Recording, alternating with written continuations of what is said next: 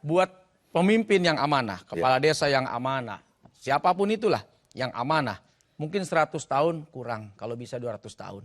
Karena kita bahagia, kita senang, kita gembira. Bahkan menafikan berbagai macam intrik-intrik politik. Gak peduli itu rakyat, yang penting aku bahagia, aku makmur, aku senang, kami dalam keadaan yang bla bla bla bla bla, penuh kegembiraan. Tapi buat pemimpin yang dirasakan oleh rakyat tidak amanah, dengan segala macam kezolimannya, kejahatannya, setengah hari aja sudah jadi bencana. Jangankan 6 tahun, 9 tahun, 1 jam saja sudah menjadi bencana. Maka ini di sisi rakyat.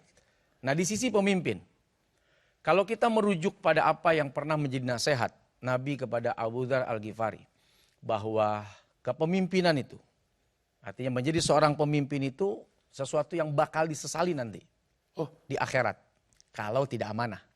Dia akan menjadi penyesalan yang besar karena tanggung jawabnya berat, memikul beban setiap apapun dari rakyat yang dipimpinnya itu bisa menjadi dosa yang harus dia tanggung.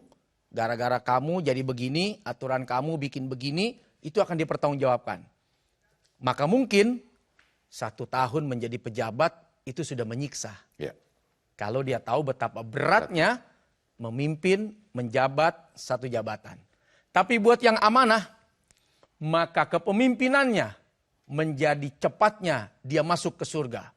Menjadi mudahnya dia dipandang oleh Allah. Karena salah satu orang yang mendapatkan perlindungan Allah Subhanahu wa taala di tengah banyak orang sulit mendapatkan perlindungan adalah pemimpin yang adil, pemimpin yang amanah. Siapapun dia, apapun jabatannya. Ketika dia memimpin ranah publik, dia bisa dapat tiket itu. Kalau dia mampu dan bisa. Artinya 100 tahun pun buat dia tidak ada masalah selama adil. Tapi kalau dia rasa dia tidak amanah, 1 tahun saja menjadi tanggung jawab yang berat di akhirat, seperti itu. Oke, ini kita langsung bacakan saja pertanyaan dari hamba Allah nih. Assalamualaikum Ustadz. Sebelum suami saya meninggal, ibu mertua saya pernah bilang kalau suami saya mendapat bagian hasil dari menjual rumah kontrakan milik ibunya. Tetapi sekarang saat ibu mertua saya meninggal, kakak ipar saya malah tidak memberikan bagian tersebut ke saya dan anak saya. Padahal di situ ada hak anak saya sebagai ahli waris suami saya. Bagaimana Ustadz solusinya? Karena kakak ipar saya saat ini ketika saya tegur pun tidak pernah jawab. Sudah. Titik. Pertama, ini soal warisan. Apa kalau yang meninggal itu pewaris ya? Yang mewarisi. Yang mewarisi. Kalau yang meninggal itu adalah yang mewarisi. Yang masih hidup ahli waris. Ahli waris. Nah, si pemberi waris ini pertama dia harus meninggal dulu. Pasti. Sebelum si ahli waris. Kalau lebih dulu meninggal si ahli waris, baru kemudian yang memberikan waris meninggal, maka jatuhnya cucu. Cucu nggak dapat. Tapi kalau lebih meninggal ibunya, anaknya ya, si suami ini masih ada, maka dia dapat. Dia dapat. Dan dia punya hak untuk mendapatkan warisan bagi suaminya.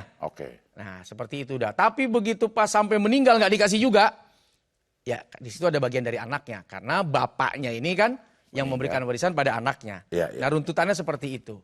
Maka berhati-hatilah dengan hak orang sebetulnya. Mau itu soal warisan, mau itu soal janji, mau itu soal hutang, itu ada hak milik orang lain. Maka berhati-hatilah ketika kita mengambil hak yang bukan milik kita. 1000 saja atau 1 rupiah saja, dia bisa menjadi jalan penutup kita masuk ke dalam surga. Apalagi yang nilainya mungkin jutaan, ratusan juta, bahkan sampai miliaran. Seperti itu. Ini mungkin bisa dilihat lagi pertanyaannya. Siapa yang meninggal duluan nih tadi nih? Nah loh. Ini agak membingungkan juga nih pertanyaan tadi. Mengenai ibunya nih. Sebelum suami saya meninggal, ibu mertua saya pernah bilang kalau suami saya mendapat bagian hasil dari menjual rumah kontrakan milik ibunya. Berarti meninggal duluan suaminya. Iya, sebelum suami saya meninggal. Ibu mertua saya bilang bahwa dapat bagian dari uang kontrakan yang dijual. Tapi sekarang saat ibu mertua saya meninggal, kakak ipar saya malah tidak memberikan bagian tersebut ke saya dan anak saya, benar ya? Pertama, ini dia berwasiat. Ini harta waris atau harta jual beli. Kalau kemudian jual belinya terjadi, ya sebelum ibunya meninggal atau bapaknya atau suaminya ini meninggal, maka ada hak dari jual beli tadi, kan amanah. Ya. Itu lo jual tuh rumah, ya. Ntar lo kasih adek lo, ya. Lo pegang berapa, adek lo berapa. Itu namanya macam hadiah. Ya. Ya, ibunya udah pesen nih. Ya. Lo jual aja tuh kontrakan, kasih tuh adek lo, Ya. lo bagi 2 dah.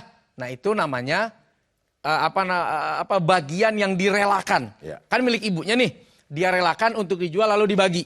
Berarti nggak ada urusan sama waris nih. Ya. Tapi kalau kemudian ini jadi harta warisan, Nggak dapet. melihat kasus ini, Emang nggak ini dapet. lebih dulu meninggal suaminya, Iya. baru ibu mertuanya. Iya. Maka anaknya atau cucu dari si nenek ini, dari si ibu ini nggak dapat. Nggak dapat Nah, memang. itu aja tinggal ngelihat